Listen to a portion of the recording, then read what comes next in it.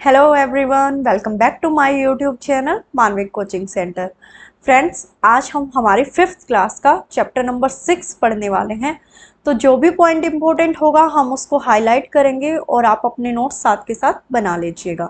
तो चलिए फटाफट से शुरू करते हैं और देखते हैं कि आज के लेसन में हमें कौन कौन सा इम्पोर्टेंट पॉइंट देखने को मिलता है। तो चलिए पढ़ते हैं बूंद बूंद दरिया दरिया। तो देखिए ये कहानी जो है ये 650 साल पुराने गढ़सीसर की है। कहाँ की कहानी है? गढ़सीसर की। सर यानी तालाब। तो ध्यान रखिएगा, सर का मतलब क्या है यहाँ पे? तालाब से है। यह किसने बनवाया था? यह बनवाया था जैसलमेर के राजा गढ़सी ने। ठीक है, किसकी बात हो रही है?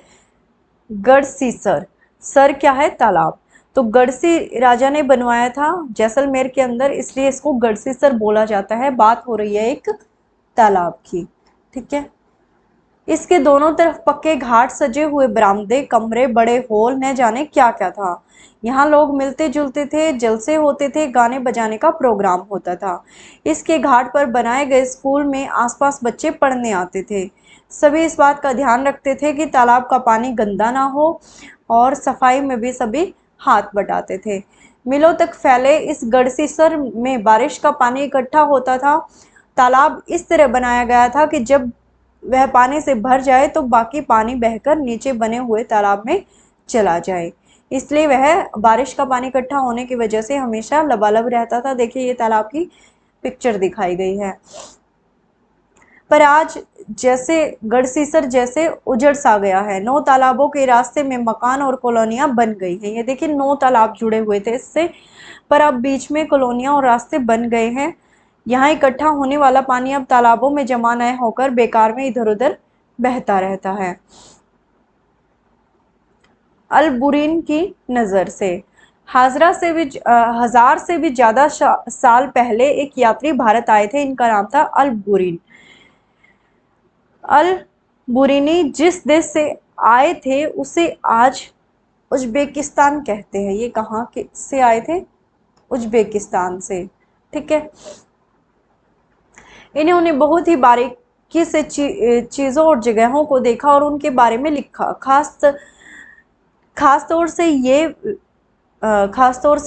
क्या है, अपने देश से जो अलग चीज़ें लगी थी इनको, उनके बारे में लिखा करते थे। ठीक है, अब इन्होंने तालाब के बारे में लिखा है। इन्होंने लिखा है कि यहाँ के लोग तालाब बनाने में माहिर हैं।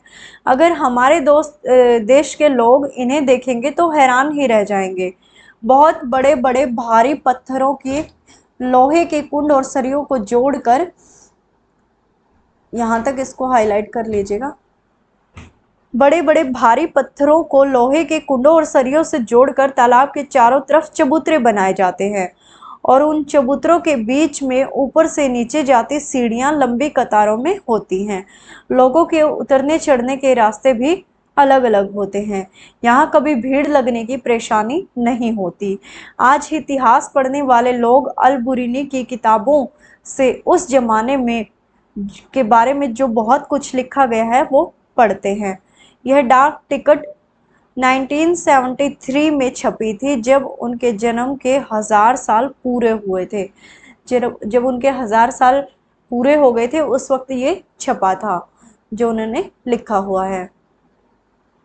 अब बूंद बूंद की कीमत। बूंद बूंद की कीमत कैसे है? हमें जैसे राजस्थान के जैसलमेर के अलावा और भी बहुत सारे इलाके हैं जहाँ पे पानी की कमी है और वहाँ पे नदियों में जो पानी है वो भी कुछ ही महीने रह पाता है। कई महीने पानी नहीं रहता है, इसलिए वहाँ पर बूंद बूंद पानी की कीमत को सभी लोग समझते हैं और एक टीचर होने के नाते आपको भी बच्चों को समझाना है।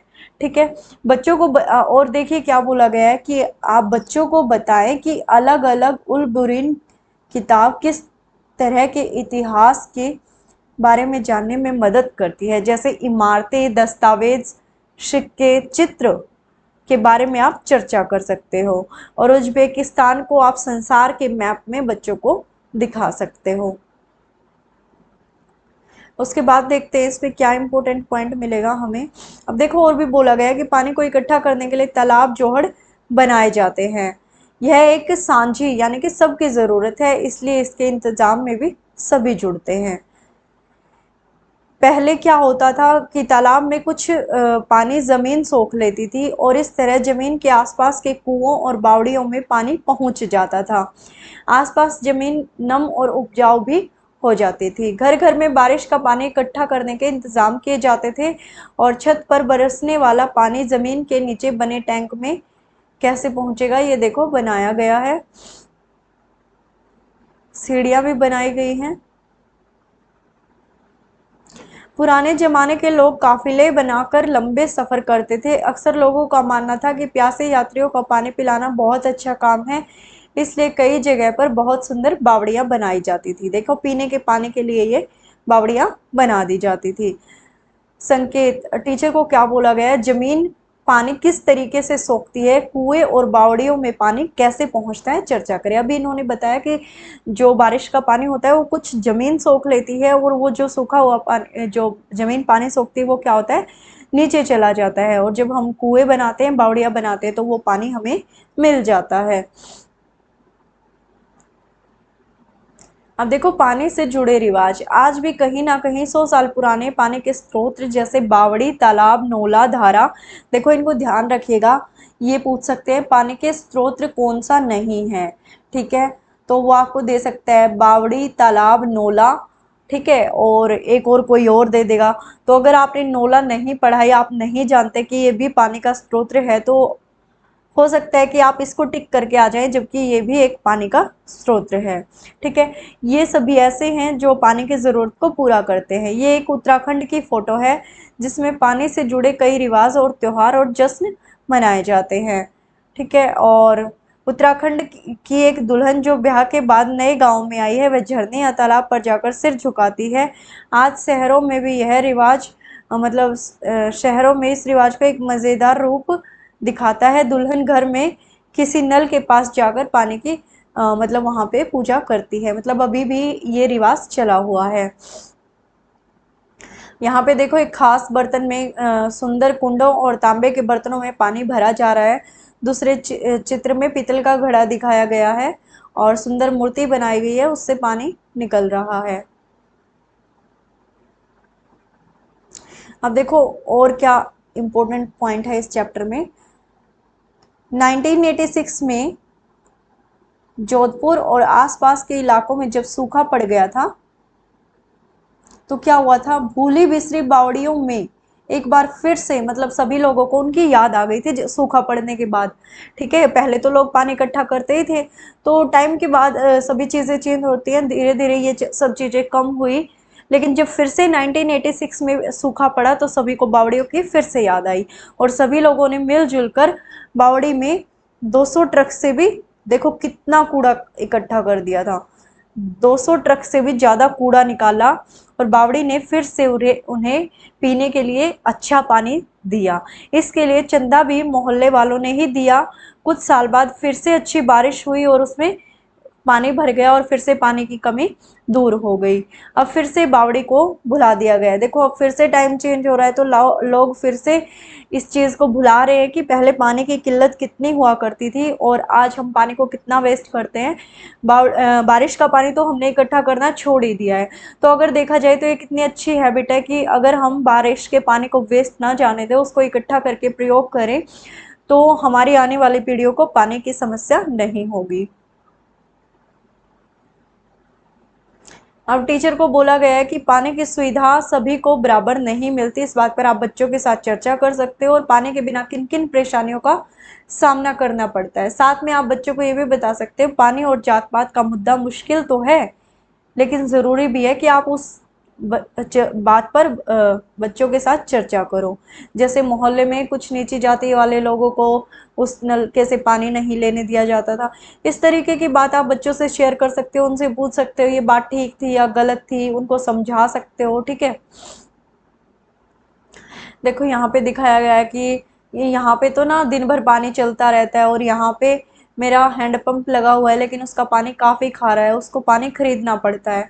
यहाँ पे बोरिंग के पाइप से मोटर लगी है, लेकिन बिजली ही नहीं होती तो क्या करे। और ये जल बोर्ड की पाइप से टुल्लो पंप लगाया हुआ है, जिससे इसको कोई परेशानी नहीं होती। और ये गांव की महिला दिखाई गई है जो शहर से पानी भर कर लाती है। तो पानी की कई जगह पे बहुत ज़्यादा समस्या है।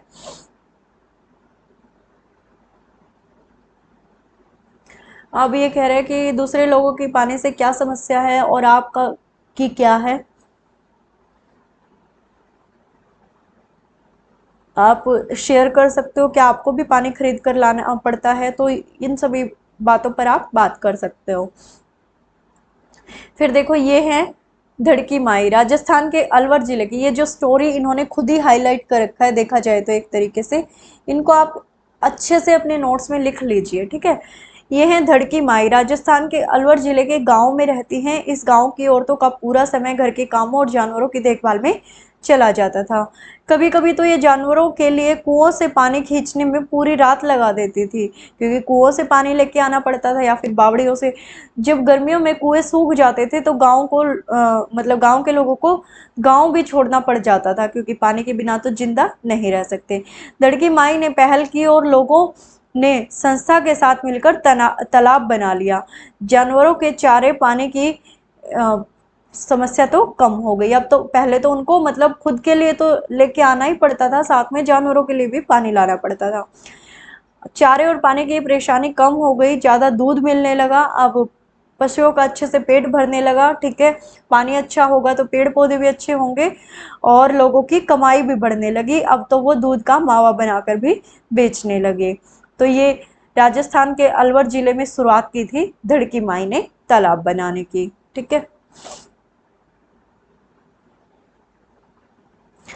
और बच्चों को बोला गया है कि पोस्टर बनाओ, पृथ्वी पर पानी सबका है और साझा है, कि पानी सभी का है, ऐसा नहीं है कि किसी एक का अधिकार है उस पे, ठीक है।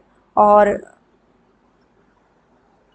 इतना ही है आज के चैप्टर में, ठीक है। तो आज के चैप्टर में कुछ बातें थी जो हमें समझनी चाहिए। एक तो पानी के बारे में आप बच्चों को बताओ कि पानी की कई जगह पर बहुत ज़्यादा किल्लत है, तो अगर हमें पानी मिल रहा है, अगर हमारे एरिया में पानी है, तो हमें पानी को ज़्यादा वेस्ट नहीं करना चाहिए, ठीक है। दूसरा, आप उनको एक अच्छी हैबिट सिखा सकते हो कि बारिश का पानी स्टोर किया जा सकता है, ठीक है। आप ज़मीन से पानी निकालते हो, मोटर से, समरसीबल से, तो वो क्या है, वो पानी हमारा एक तरीके से हम वेस्ट कर रहे हैं ना।